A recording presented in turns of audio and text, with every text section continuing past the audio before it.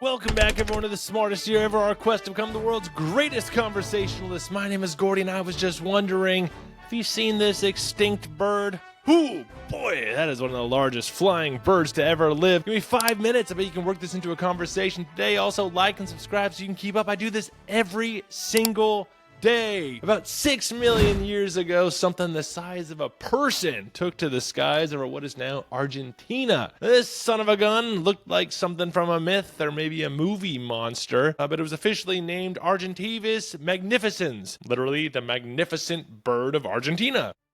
Nice etymology there, folks. And it really earned the name. This Miocene giant stretched an estimated 23 feet from wingtip to wingtip, stood as tall as a human when perched, and weighed roughly 150 to 170 pounds, like the average human being 50 years ago.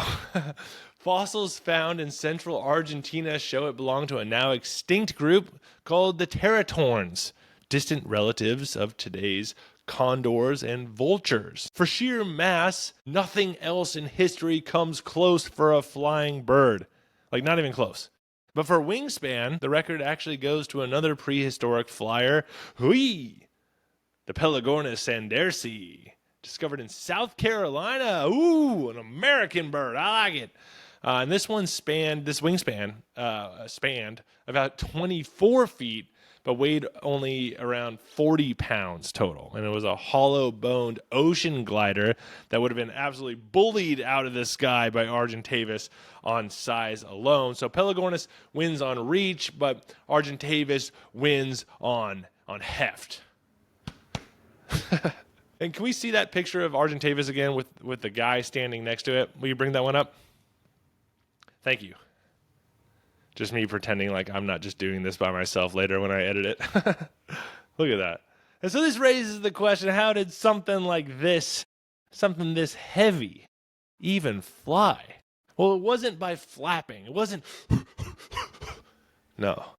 You think I could fly? Look at my wingspan. Crazy. Pterodactyl-like wingspan. But, yeah, I'm too heavy. And this bird's wings were too long and its body was too heavy to generate lift from the ground. Argentavis likely launched itself the way that hang gliders do, from cliffs or strong thermal updrafts. So once airborne, it soared like a condor, cruising on hot air currents with barely flapping its wings at all, barely a wing beat. And it possibly covered hundreds of miles a day. Aerodynamic models suggest that it could reach 40 to 50 miles per hour in steady flight. Its bones were air-filled but reinforced, and its wing shape maximized lift at slower speeds. It's basically the Miocene's most efficient glider, is what this evolved to. And the beak tells some more of the story. It was long, it was hooked and built for tearing meat. So it probably scavenged carcasses and on occasion hunted small animals on open plains. But I would imagine, just due to its closest relatives of vultures and condors, that it was more of a scavenger and less of an actual predator. Though people or scientists do say it's plausible that they could have hunted hares, armadillos, the occasional unlucky animal that looked up and was like, oh, where did the sun go? And it couldn't take off from flat ground easily, so it needed that terrain and wind. So Argentina's high plains were a perfect place for it. And that kind of, again, underscores the idea that it was more of a scavenger than a predator. You'd want a bird that relies on predation would need to be a little bit more nimble and flexible with its ability to take off and fly, opposed to this bird, which needed certain conditions and a certain height, some certain potential energy, if you will, to be able to convert their mass into motion. In evolutionary terms, Argentavis represented the upper limit of powered flight. If you go much heavier than this, even like soaring around becomes impossible. For comparison, the Andean condor, the heaviest modern flyer, with a caveat, weighs about 33 pounds, which is 5 times lighter than the Argentavis. Another bird from Africa, the Cory bustard. Hello, my name is Cory. Cory bustard. Nice to meet you. Now, this African bird that is currently, existing, apparently can grow to 42 pounds. And some people say this is the heaviest flying bird around. But this is why it gets an asterisk in the old Gordy book, is because they spend 70% of their time on foot, like doing the activities of daily life, their ADLs on foot. So I don't know if that really counts as flying as much. I feel like, a chicken can kind of fly. But you don't call them a flying bird, or do you? I guess I don't know. Too confident about things like that.